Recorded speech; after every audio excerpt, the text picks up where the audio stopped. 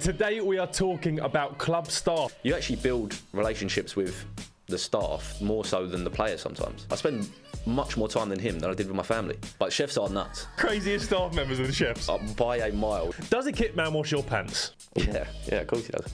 Why? Does he then have to mark like, Lewis owes me 50 quid? He will definitely write that down. Really? Yeah, fuck it. They're so precious over their kit. It's a joke. Do you think otherwise it comes out of his wages? You think it is coming out of his wages, the way they do it. And don't get me started on the footballs. If the physio tells the manager that there's a couple of players injured that can't play, they will get bollocked, the physio. Do players ever like, you don't want to play Millwall, so you go, oh, hamstring's hurting a bit, physio? Absolutely, yeah. Really? You can have close relationships with the physio, as I did, but they ultimately report to the manager. My first time ever playing with the under-23s, Yeah. we played Nottingham Forest away in their stadium, and nice. On the Monday when we were back in, I got called into manager's office. Let's talk managers. Yeah. Because you've played under some cool managers, haven't you? You could have been like to the owner, listen, just offer him my job and see what he says. You think that happens? No. Would a manager ever get a massage? So we all got called into the classroom because there was a few boys complaining about not getting out on loan. And I just remember him coming in and sitting us all down and basically just saying like...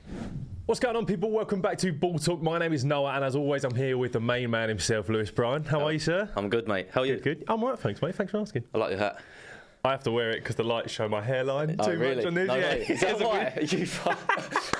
I also cycle this, so I don't want to get the wind in my hair. It's a nice hat though. You wear Thank that quite a lot here, don't Yeah, you? I do, yeah. But for that reason right. only, yeah.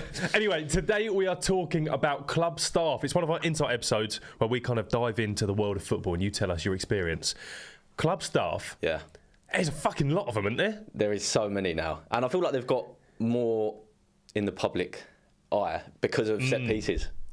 And like tactics. You're just thinking Arsenal set piece. Yeah, I'm thinking Arsenal, yeah. But no, they definitely, like you go back 20 years ago, there was a tenth of the amount of staff that there is now. I mean, there would have been no social media people, would there? No, there's probably a team of, I mean, if you're going Premier League level, there's probably a team of like 5 or 10 just for the social media side. 100%. And even down to like lower age groups, even the academy at, for example, Crystal Palace where I was, there was like still a member of staff for every aspect of your life at that age. Really? And it's insane, yeah. It's What, quite do you need a masseuse at 9 years old? Yeah, I mean, at 9 years old, the physio, if they won't be giving massage at 9 years old, by the way. But like, let's say 15 or 16, they might need one on the odd occasion. Yeah. The physio will just do it. Why not? A little massage. Do you, for your time at Palace, would you now remember every staff member that you kind of worked with? Yeah. Really? Yeah. I'd remember, not the ones that obviously, if they've left and not the ones that are there now. But when I was there, I'd remember most of them. But like some might come in for a couple months and go. But any that were there for a year or more, I'd say I'd definitely remember. Did you have, or do you have any favourites? What do you mean favourites in what? Just like me personally? Yeah. Yeah, I did. Physio that was actually with me. So I was injured a lot, obviously. Of course. Even like in the academy, under 18s, under 21s pro, I was injured a lot, and I had the physio I had from like under 13s to 16s. Yeah. When I got moved up to the under 18s, he got moved up, so I was with him. Then when I got moved up to the under 21s, he got moved up. No way. And then he went to the first team, and he's now a physio at Arsenal first team. No way. Yeah. So, and he was unbelievable. Like his name's Ricky O'Donoghue. I have to give him a shout out because he was like. Of course. Thing is, we'll probably get onto it later, but I'd go in to, after being out injured for let's say 5 months, I'd go in the physio room every morning, be down that I'm still injured and I'm in pain, and I'd walk out. I'd speak to him for like half hour. I'd walk out in a good mood. Really? Like he was like a therapist. So he's unbelievable because of his personality. Well, he obviously is also unbelievable at his job. Yeah. But like you remember him for him, not how good he was at a physio. He was a good physio as well. Yeah. But he was just the nicest guy. And like, if I was the physio for me, there would be days where I'd be like, "Fuck off, Luke." Like, really? Like, because you come in a mood. Were you that down? You just come in a mood sometimes when you've got long injuries. And I've never seen him be angry ever. Really? Like ever. He's probably the only member of staff I've never seen be angry. That's class. Yeah. So, and you saw him pretty much. I saw him every day for years. Your mate, then, isn't he? Yeah. You have to be. You actually build relationships with the staff. It's different for different players, more so than the players sometimes. Really? Like, there's probably a handful of players that I was really close with. I was close with them all, but that I was like good friends with. And then next to that would be people like Ricky, because I spend most time with him. I spend much more time than him than I did with my family. Crazy. Which is mad. Yeah. So is there any members of staff that you feel like having a good relationship with benefits you? Like if you're like someone's favourite. Well, yeah, fair. That's all fair. the higher ups, obviously. Yeah. But I'm thinking like the chef. The chef, it won't benefit you really. It might do actually. Yeah. Especially when you're a bit younger, it might do. Yeah. Couple of extra sausages. Because it'd be like, just be like, oh, is there another dessert going? Yeah, double dessert. Or can I take this home for dinner tonight? And he'd be like, I mean, they'd all do that, but the chefs are actually good laughs. Is that a thing? Taking it home? So you'd have lunch at the club? Breakfast, lunch, maybe an afternoon meal. And then you'd say... And then they'd just give you food in like loads of like little plastic containers. That's sick. Just take them home for the week. Yeah, see, you'd have to be best mates with the chef. Yeah, I mean, they'll do that all the time. But chefs are nuts. Are they? They're all crazy. No way. Yeah. I've not met a sane one. The craziest staff members of the chefs. By a mile, yeah. Why? I don't know. What is crazy about them? Just like they're always like in a really like it's like they're proper on a night out or something. No way. Just in such a good mood and like really making jokes. They'll make jokes that don't even make sense to us, and then they're all at the back laughing. Really? Yeah. That is quality. It's quite good. You mentioned night outs. Yeah. You said like you were really close to Ricky. Would staff ever come on like a team night out? Not with me. Not with me. I'll tell you what I'd see though. Like I remember when we went away to like some team bonding. Stayed at an RAF camp for 2 days, which I've mentioned before on here. And I remember there was 2 players' tents that we had to set up and sleep in, and then they had the staff tent, which obviously looked like glamping. Yeah, of course. But then we were like mucking about at the night, and then we see them all go out, and they all went to the pub. No way. Yeah, cheeky bastards. You like say to them, you can't be doing that on a work night. I know, yeah. We were like 16, 17. Yeah, so. That's good. But, I like that. Not with me, I'll never know. Is there, because there's so many different aspects of staff, right? Yeah. Like you say, it used to just be like coaches, physio, chef. Yeah. Now there's like an abundance. Is there like an internal hierarchy? If you're a chef and you see the social media person, you like, dickhead. Or like you feel above them? I reckon there's like, for the players' side, I reckon there is some there's almost a ranking, yeah, I'd say. Because you've obviously got like sporting director and manager, like the top level player, top level staff at the top. Yeah. But then it's almost in order of who reports to them next.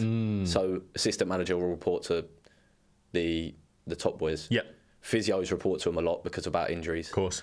So I'd say it goes like, managers, assistant manager, probably physios, strength and conditioning people, anyone that's making you like in good shape for the match, and then the rest. And then, right, you say that. I was just thinking when you were talking, would the manager ever talk to the chef or the social media guy? Yeah, they've been tight. Certain managers like to get really involved with that, especially if something's gone wrong. Okay.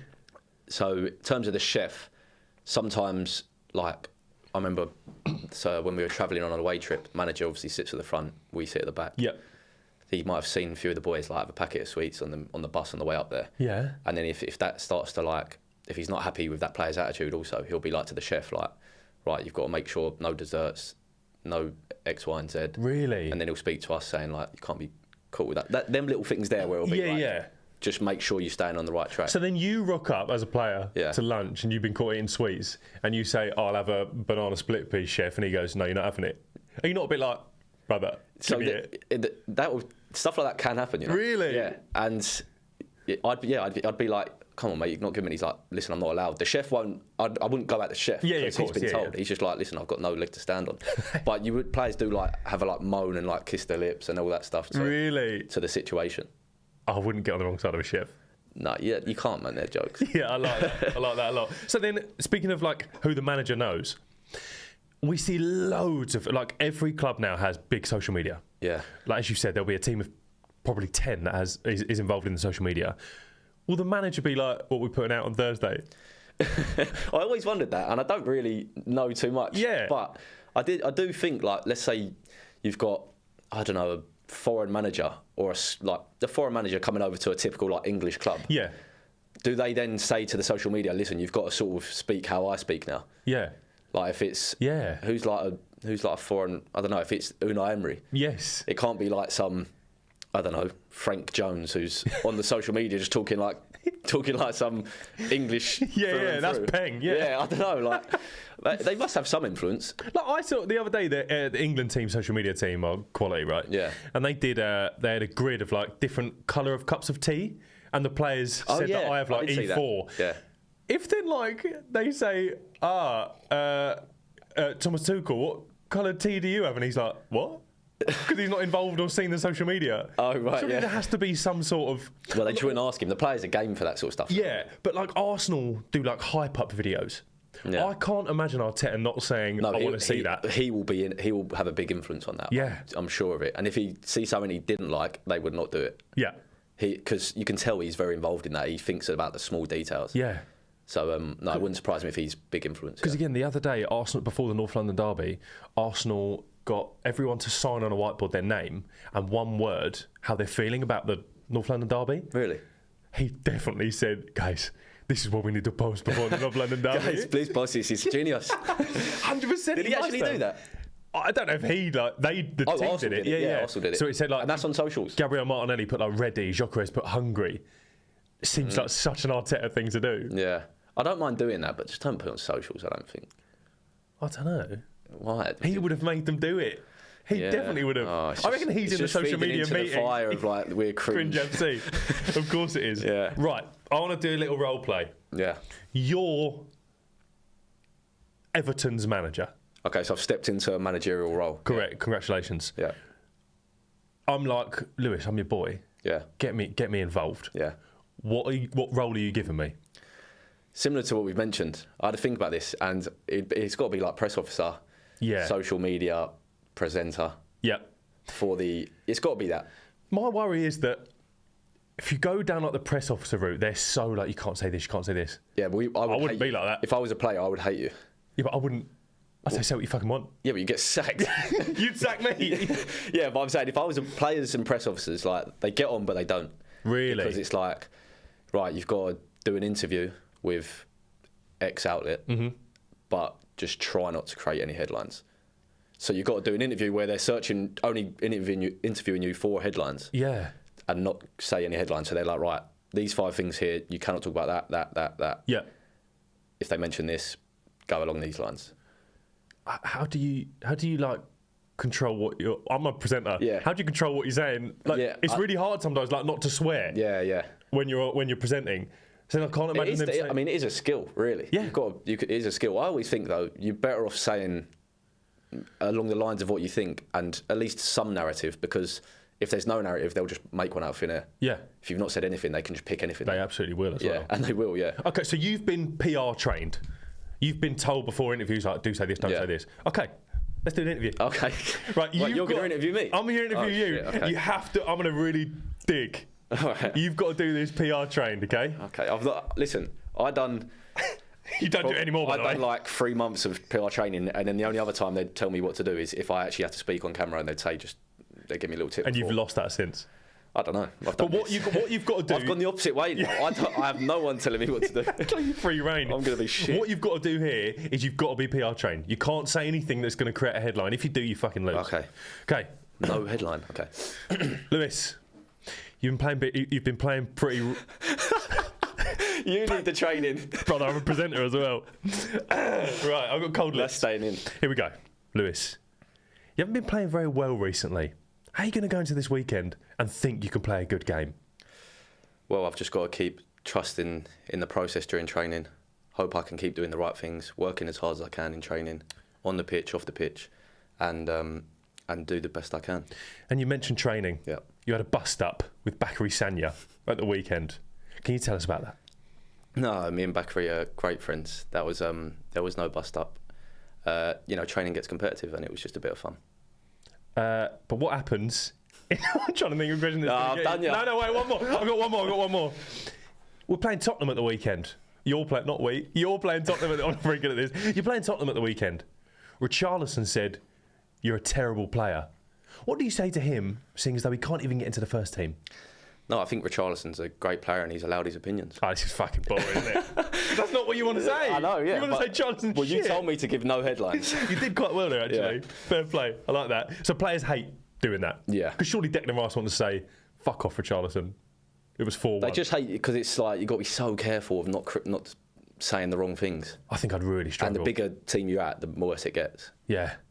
I don't want to do that. No. Do you know what? I'm not going to be a footballer because of that. I'm just going to say it right now to everyone. Okay. I'm not going to pursue a career in football because I don't want to do PR training. Just that reason. Just that reason, nice. Yeah. Right. Kit men. Yeah. Legends. They are legends, yeah. Why are they legends? Well, they're normally... I actually know a few kit men at a few Premier League clubs. And, yeah, and they're normally, or almost always, big fans, like die-hard fans at that football club. Yes. Have probably been there for many years. Yep. Know the club inside out. They know what the fans are thinking about the club, and they actually care about the club they're working at. So they've got their pulse on everything that's going on in the training ground. They always seem like this sounds really weird. Normal people. You know, like the managers don't seem normal. They're just fans. Yeah, they're fans. But I got to mention the kit man, who was a kit man for years at Palace, like years before I got there, and sort of left the same time as me. Yeah. Danny Young.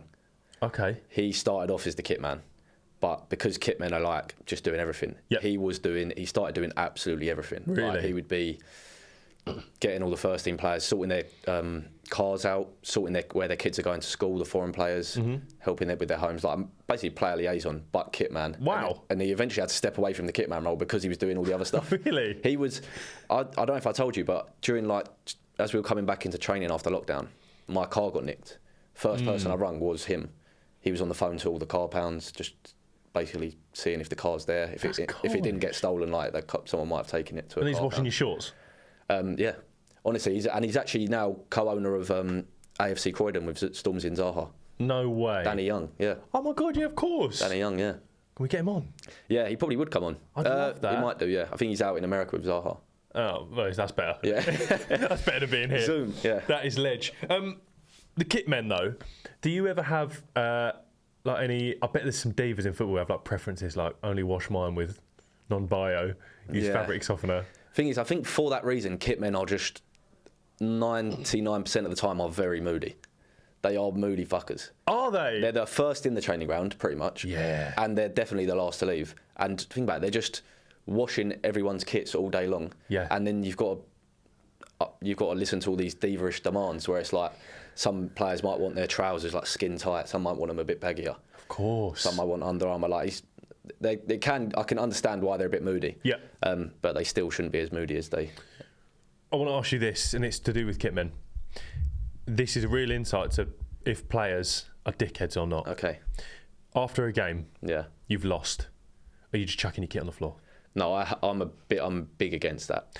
But it does happen. It does happen, and I actually hate when that happens. And I'll definitely call a player out for doing that. Would you? Yeah, 100%. What would you say? I've just chucked it. Fucking, we lost 2-1. I've chucked it on the floor. No, it's just no fucking respect for the kit man. Like he's got to pick your dirty clothes up on the floor. It's not hard to either there's a massive basket in the middle of the change room. Just chuck all your dirty stuff in that. You can even chuck it in angrily in there. Yeah, that. Yeah, literally. Just don't put it on the floor. Yeah. And then he'll take the basket out. And then if you've not worn stuff, you can just leave it where it was, folded up on your seat.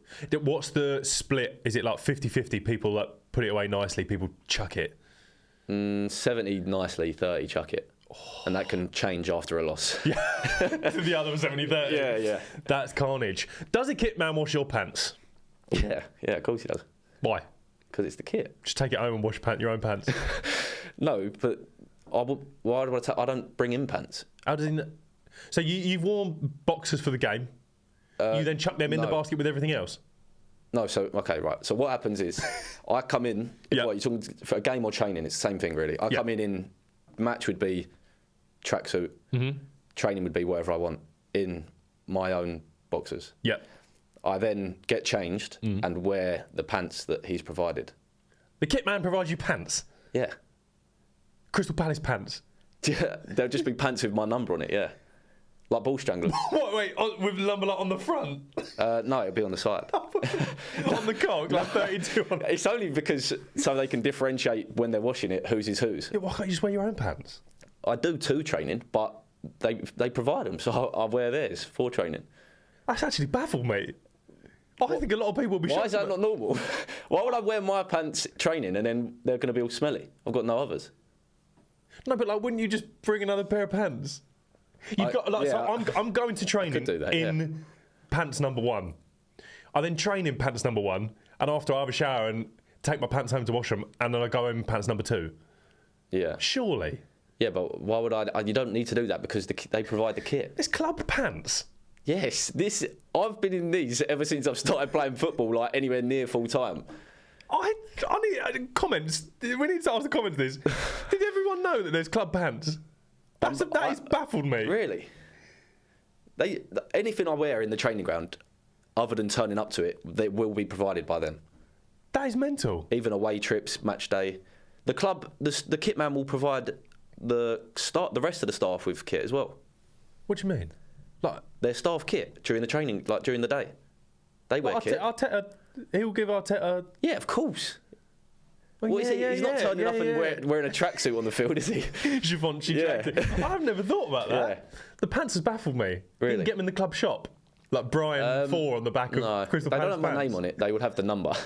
But I'm pretty sure you can't get them in the shop, no. Does it not feel weird, like chucking your pants in a big basket with everyone else's pants? No. Okay. I've just done it for you. The only thing that they're stingy about, though, is towels. Really? They're well stingy with towels. Towels you just bulk buy. Surely a place like you just bulk buy for like... Exactly my thoughts. But they don't. I had the same towel for like 4 years at Palace. No way. Yeah. That's rank. Yeah, it's rank. But it worked. So it dried me. That is what it does. Yeah. And we've spoken before about kit men, about kit. Sorry. Yeah. You having to pay for kit. Oh yeah, we have. How do you have to go back into the kit man and say, "Kit man, I've given my shirt away"? After the game, no. So obviously I've never done this, but it would just be like you come back in the change room without your top, and the kit man's like, "Yeah, I gave it away." Just be like a quick thing after the game. Does he then have to mark like Lewis owes me 50 quid? He will definitely write that down. Really? Yeah. Fuck it. They're so precious over their kit. It's a joke. Do you think otherwise it comes out of his wages? You think it is coming out of his wages the way they do it? And don't get me started on the footballs. Oh my god. If a football goes over, they'll sometimes send players around to get it. Like Kit man deals with football. Yeah. Kit man deals with everything. Yeah, every sort of kit. Cones? No. So the manager will tell the kit man what equipment he needs. That will then be sort of like ushed out, and then the coaches will pick it up from outside and put it where they want it on the field. I didn't know the kit man would deal with footballs and stuff as well. Yeah. Is he washing footballs? Do you think? Washing them? Yeah. Don't know, probably, if they need it. It's a good job these kit men do. Yeah, they do a lot, don't they? Do. I love that. Yeah. Let's talk. We touched on it, but let's go back to medical stuff. Yeah. You were around them a lot. I was, yeah. And that's okay. Yeah. How much control do they actually have over like you playing or not playing? Ultimately, they have a lot of control. Really? They could basically pretty much decide whether you play or not, like to a degree. How do they know? What, if you're like injured or not? Surely you can say that I'm better. Thing is, like being a physio, you've got to be firstly a really good people person because you're always around people. Yeah. But like I said before, you've got to be like almost a therapist to the injured players. But you also got to have a bit of like bollocks, really, because imagine your first team physio at Arsenal, right? And Saka's come in. He's got a little he's come in with a little niggle. Mm-hmm. And you've looked at him and it's like, right, he's not good enough to play. Like he's okay, but he's just not. He shouldn't be playing. It's for his own benefit. You've got to go in to the manager's office, knock on his door, Arteta, and say, listen, you've got Tottenham at the weekend, but Saka's come in and he can't play. I'm saying he can't play. They've got to say, they've got to give their advice whether he can play or not. But surely, essentially, only you 100% know as the injured player or not injured player. Depends on the injury. Like if they scanned it and you've got a tear, then there's no way they're going to let you play. So will they scan every injury? If they're pretty much, if you come in with a knock, yeah. Pardon me.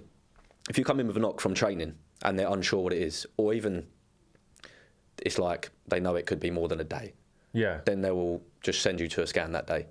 Wow. Just to go and check it. But then how do we? Because like Arteta said last year, Ben White played on like a bad knee the whole time. Yeah. How do we know that's not going to get like how do we know it's not a big injury that's going to get? Well, that's the physio's job. I'm trying to think of I can't work that out because I'm not a physio, but but I tell you what, so that happens, right? But when the physio goes into the manager's office, the manager, if the physio tells the manager that there's a couple of players injured that can't play, they will get bollocked, the physio. Really? By the manager, yeah. That always happens. Well, saying like you're not doing your job properly or something? The manager will just speak like, have the ump with and be off with the physio. Like, you've told me you can't play. No way. The physio can't do anything about it. He's just got the best interest of the player. That must be end of a training session. Yeah, and then the players will then play on that. They'll be like to the gaffer, like, I said to him I can play, but he's just not letting me. What? But then really he's gone into the physio and said, listen, I've got a sore hamstring. No way. I swear to God, that's what happens. Oh, did you do that? No, I did the opposite. I was trying to play. That's crazy. Yeah. How much can, like, you were obviously close to Ricky. Yeah. Could there be like, yes, mate, it really hurts, but I really want to play this game at the weekend? And would he go like, I think as long as the pain, if it's like you've just got to deal with pain and it's not going to potentially make the injury worse, then he'll be fine. He'll say to the physio, say to the manager and yourself, this is the situation. You might feel pain, but it's not going to do any more damage. And then on the flip side of that, do players ever like, you don't want to play Millwall, so you go, oh, hamstring's hurting a bit, physio? Absolutely, yeah. Really? I mean, I've given an example of this before. We spoke about players faking injuries. Yeah. But the thing is, again, if I go to you, you're a physio, I say, listen, I can't run properly, my hamstring's hurting. Yeah. Like, you know I'm bullshitting. The players know I'm bullshitting. Everyone knows I'm bullshitting, but you can't do anything about it. You can't go, right, you've got to go run through a painful hamstring injury because you've got to think about my welfare if it is true. But how do I know you're faking it as a physio? You know. Really? They know, man. Do they? You can't, it's so obvious, especially once you know a certain player as well, the character, the personality. And then if they're back in 2 days, then you're like, right, I can't play against City on the weekend, like my hamstring's bad. Monday morning, I'm in there doing squats. Yeah. Really? You know what I mean? Like, that is crazy. So, yeah, players know. And also, but you've got to be careful. This is another thing. You can have close relationships with the physio, as I did, but they ultimately report to the manager. So you have got to be careful in what you say around them to a degree. So if you said, like, if you were just chatting with Ricky and you said, Noah said he's hurt his ankle, but I know he hasn't. Yeah. Would he then, oh, shit, in his head, like, I've got to tell the manager that? He probably would, yeah. Oh. Like, or even like Monday morning, a lot of the chat about the weekend, what'd you get up to? Yeah, me and the boys were out till 6. Would they tell manager? They will 100%. Oh, like I know they have to. 90% of physios would. Yeah. So like would Ricky, if you said to Ricky, Ricky's my boy. he's the 10%. No, yeah, I don't know. He might have. To be fair, I don't know. I won't. We'll have to ask him. I know they have to report to the manager. Like they have to. Yeah, I get that. It's just a bit snake. Yeah. So you just got to be. But they don't work for you, do they? Like you say, they work for the manager. Yeah, and then if I tell them something, they don't report it, and then something happens later that week about that. Yeah. They're like managers to the physio. Why the fuck ain't you told me? And I guess as well, there's a weird, like, you know, when a manager goes to a different club, they take a load of staff with them. Yeah. I guess if you're like a physio, which isn't like directly under manager, but you are working for the manager, if they go to a Champions League club, you want to be close, like their boy.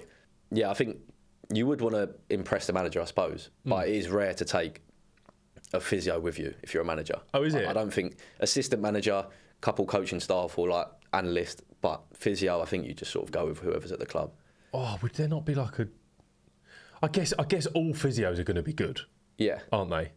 They might like, and also when it's day-to-day stuff, it's not as important. If a manager really likes physio for big injuries, they'll just send them to a physio. Like, City always send their players to the Barcelona one. That's true. Like surgeons specifically. Yeah. So yeah, they wouldn't bring a physio out from one club to another. Okay, that's fair. Yeah. Right, answer me this. Yeah. What the fuck is an analyst? You know what analyst is. Yeah, but what are you doing? I reckon there's more analysts at a top Premier League club than any other member of staff. No way. Yeah. Really? Like there could be 40 analysts at Arsenal. Shut up. Fucking doing what? Oh, you've ran 10k. Brilliant. There was when I was at Palace, one of the coaches there was a remote part-time analyst for Arsenal, just on away opposition. So when they played teams, but only when they played them at their ground. What? So he just looks at film and studies like how teams play at their home ground for when Arsenal play them. That's mental. He would never go to the training ground. Remote, part-time. It might have been full-time, but it was remote, yeah. That's unreal. Yeah, so there's so many analysts, man. If you were that person, do you think you would ever watch football and enjoy it again? I think you'd have to enjoy football to have that job. Yeah, that's a good you'd have point. to enjoy the detail of football. Yeah.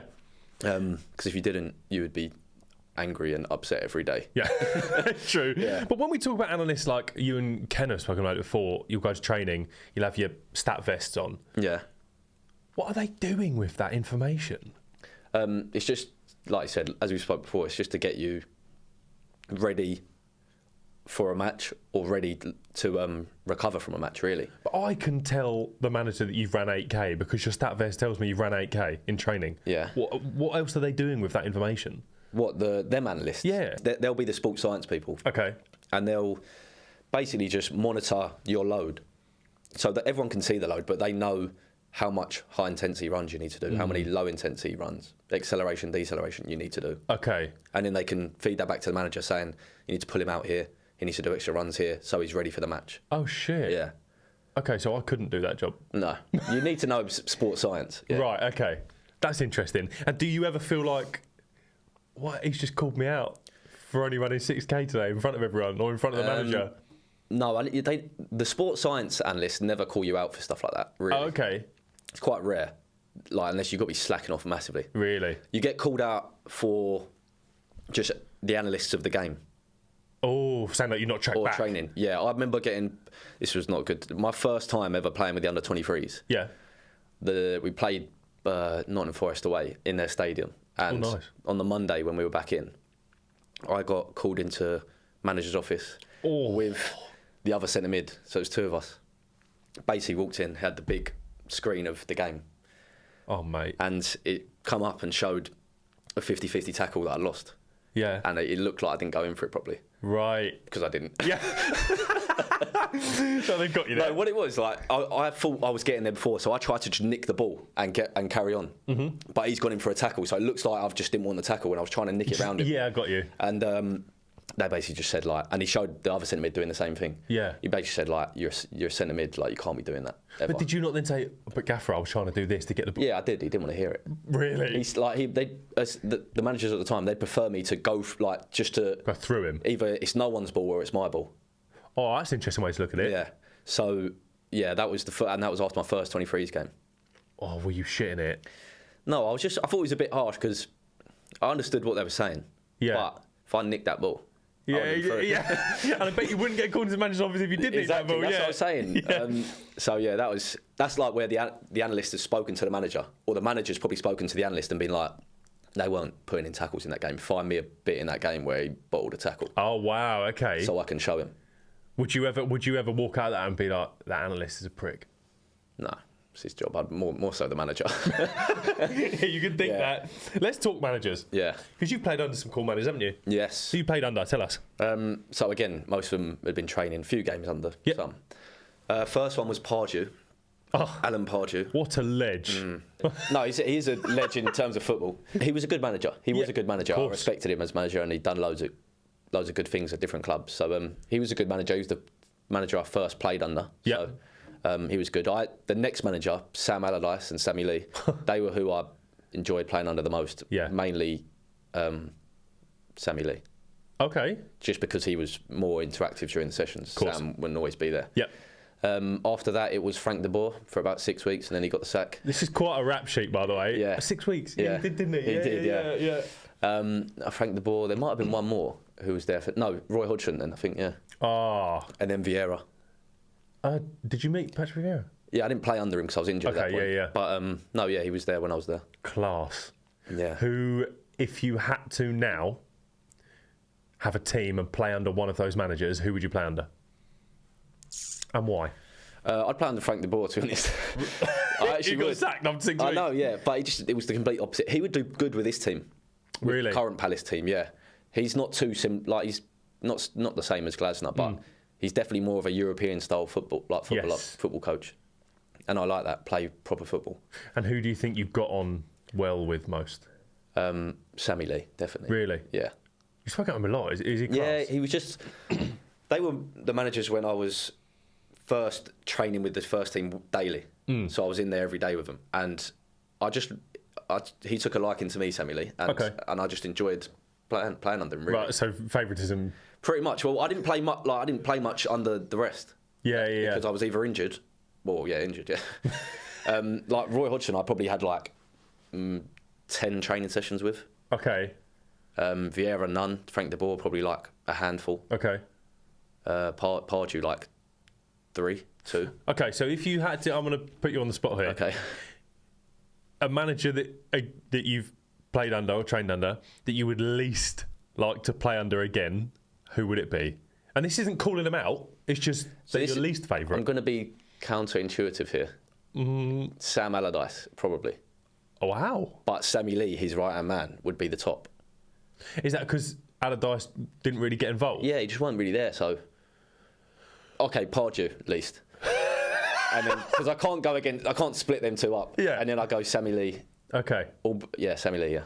So just down the camera, just tell Pardew what you've got against him. I haven't got it. He's a legend, man. Yeah, of course I like he is. Pardew. So why'd you hate him? I don't. Stop putting words in my mouth. Okay, cool. I like Let's him. move on. Can I ask you a question? Because Yeah. I've never understood. Yeah. What's the difference between a first team coach and a manager?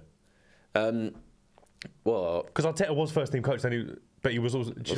Wasn't he? No, he's always... I think first team coach and manager are just two different ways of saying manager.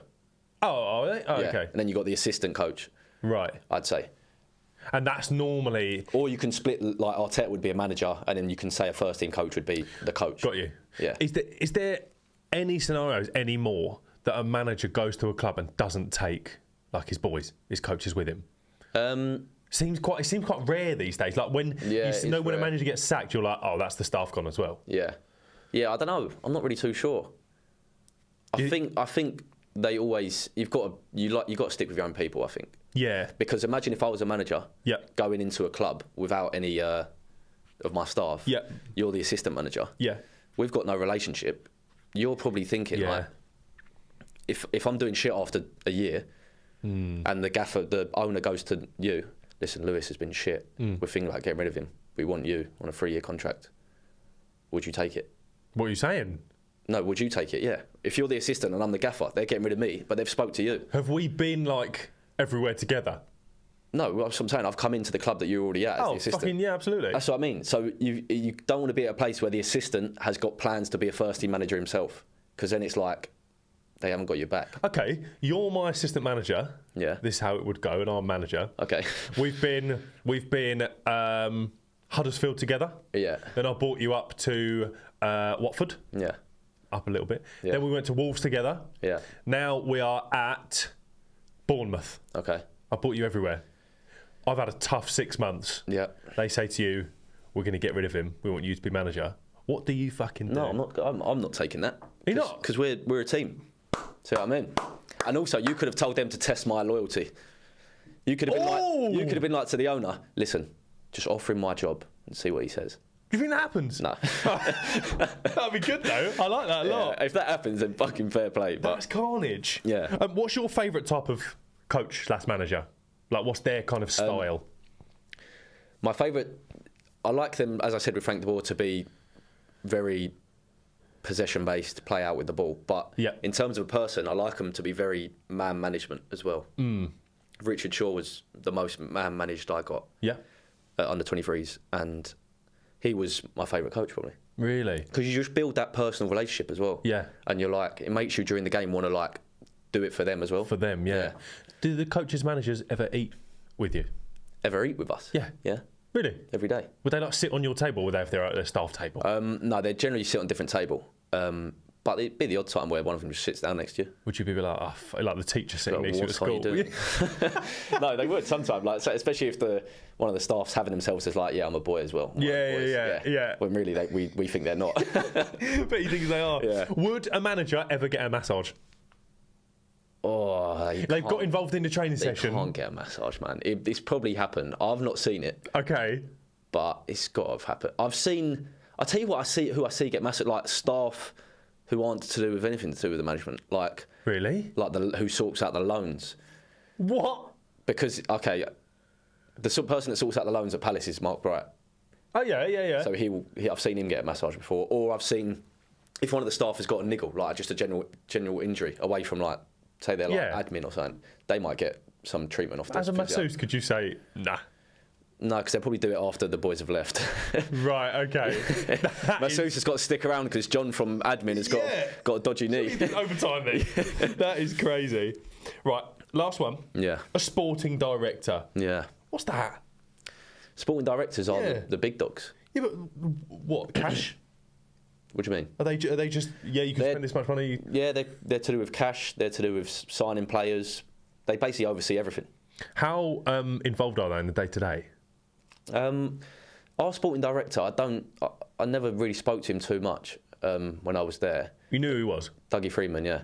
Oh, yeah, of course. Yeah. He, one of the first interactions I remember having with him was, first of all, as soon as I signed my pro, he'd ring me up and say, well done. Mm-hmm. But then the next time, we all called into the classroom because there was a few boys complaining about not getting out on loan. Oh, okay. Saying like they'd had clubs come and talk to them. The loans weren't happening. And I just remember him coming in and sitting us all down and basically just saying like, my phone's not been ringing for you, none of you lot. Oh. Yeah, that's basically what it was. It's like, you can complain all you want, but my phone's not been ringing. They need to. We don't go out and search for loans all the time. Like if a club's interested, they'll come speak to us. That's brutal. Yeah. So on that, if I want to loan you out, am I ringing Burnley's sporting director? Yeah, the person who would sort out the loans and maybe the sporting director would, depending on the profile of the player, would ring out clubs who they think might be best suited. Really? But Palace knew people there was a club in Sweden and a couple clubs in Scotland that Palace had good, close connections with, might have known the owners or something. Half of our team would go on loan to either Sweden or Scotland. Really? Yeah, that's how it works, because you know them. Did you not fancy, like, I'll take a year in Sweden? Yeah, I would, but I just weren't fit. Yeah. Loaned me out just to do my rehab over there. Did you think that sporting director would be a good job? Because surely it's just fucking calling, schmoozing. I think it's a good job when you're right at the top. Yeah. But it's hard to get there, man. It's fucking tough to get there. Really? They're on one of the most money out of all the staff as well. Are they? Pretty much the most. Maybe with the manager, yeah. So you want to get there for that? Yeah. Would be a good job. They always tend to be quite older, don't they? Yeah. Do you think that's because it takes older or some tie with the club as well, like Dougie Freeman with Palace? Yeah. Okay, interesting. And then we've spoken about agents a lot, so we're not going to dive too deep into it. But I just want to know if there's been any like wild negotiation stories. Yeah, there has been a few wild ones. There's a couple I can't say. Okay. But off the pod. A funny one, yeah, off the pod. Funny one was every year for about 5 years, right? We'd come in from the off season. There'd be rumours of Zaha leaving. Of course. He would all the staff would be like, right, no, I've spoken. He's going. Wow. And then every year it'd come out that he's staying, and they've added some sort of other incentive onto his contract. Like I remember once, the biggest one I remember is that they just put all his own Wilfried Zaha merch in the club shop. Like stuff like that. So they'd just give him like these extra like money bonuses in other ways to keep him at the club every year. But every year we'd come in and everyone would be like, Zaha's 2 weeks late to pre-season, he's off, and then he comes back and he's there. No way. Surely that takes it to like. That is funny, man. Because everyone was convinced all the time, like he's gone. So no one ever said like he'll be back in 2 weeks, like last year. No, because it was like all over Sky Sports News, and like people who were close to him in the training ground would be like, no, he's actually off. Really? But then he's obviously sat down with the club, and they're like, we need to keep him, otherwise we're down. So is that just him saying like, I'm leaving, and then? No, he's probably close to going. Right. Yeah, clubs were after him. And Arsenal, loads of foreign clubs, yeah. And then shop merch keeps him? Or just more money, basically. yeah, in any way. Yeah. I just want to touch back on injuries and physios again. Sorry, mate. Okay. Did it ever get like heated between managers and physios and players? It gets heated with that stuff when the player and the physio sort of disagree. Oh, does that happen? It does, yeah. I remember one time, it can happen both ways, but one time I was saying basically, like I'd been in pain for ages. Yeah. And I was saying I couldn't play. Like I was in so much pain I could barely walk properly. Yeah. And it was weeks on weeks, and because there was nothing clinically wrong with my knees on a scan. Right. They were like, right, you can play, just you just need to try and deal with the pain. And it was getting worse and worse. So I come in one day, barely walking. I just said to the physio, listen, I can't play. I can't train today. I'm not training. Because it's just like, it's making my pain worse every day. Yeah. We must have just had a bit of an argument, and then I thought he would then tell the manager that I weren't in training that day. Yeah. And managers get very uptight and specific about the numbers they've got because they need to work out what they're doing in the session. Like it might be a 4v5 or like if one player's missing, it ruins their session. Yeah. Anyway, he's like 10 minutes in to the session, and I hear him shout my name. I hear him shouting, saying like, "Where the fuck's Lewis?" Where were you at this point in the physio room? No, I went as soon as they walked out to training. I stayed in the change rooms. Yeah. I let him went out, and then I heard him shouting, so I went back in the physio room, and apparently that's when they went in the change rooms to find me. So he couldn't find me, and then it'd been like half an hour into the session. I come out of the physio rooms, like I think I was in the toilet or something. Yeah. I come out, and I'm I've come out, and then I can see the pitch, like probably like they're training like 200 yards away. Yeah. And in between it is the physio room, which open doors to outside, where all the first team boys were as well, because they were all getting massaged, and I was 18, and all the first team lot are there, and I'm speaking to the 23s manager, and he just shouts across like, "Lewis, where the fuck have you been?" And I'm just thinking like, oh fuck. And then I thought I weren't having it because the physio told I told him I couldn't play. Yeah. So we just ended up having this row for like 30 seconds to a minute. You and the physio, or you the manager? No, me and the manager. Across everything. And then I was just like, I can't. I just said at the end, like to myself, like I can't train. So I just ended up walking away. I bet I didn't go down well. But so we had a massive row in front of everyone. And then like in front of the first team, it was quite embarrassing. I was like, "Fuck's sake!" Benteke's there, like, what's going on? If I was them, I would think, "Who's this arrogant prick saying he can't train?" When they don't know the backstory of what happened. Of course. But then I ended up like storming out the training ground, and then I walked back in, and I was like, "Shit, calm down, Lewis." That's quality. But then you have to see that physio next day. I'll tell you what was weird. We have meetings with the managers every 3 or 4 months. Okay. My meeting with them was that day. No way. Yeah. So I explained what happened. Yeah. And he was like, they were just like, "Lewis, like we get it, like it's fine." It was all calmed down, but they were like, "Where the fuck were you?" But I didn't want to tell them I was pretty much hiding in the toilet. It's great.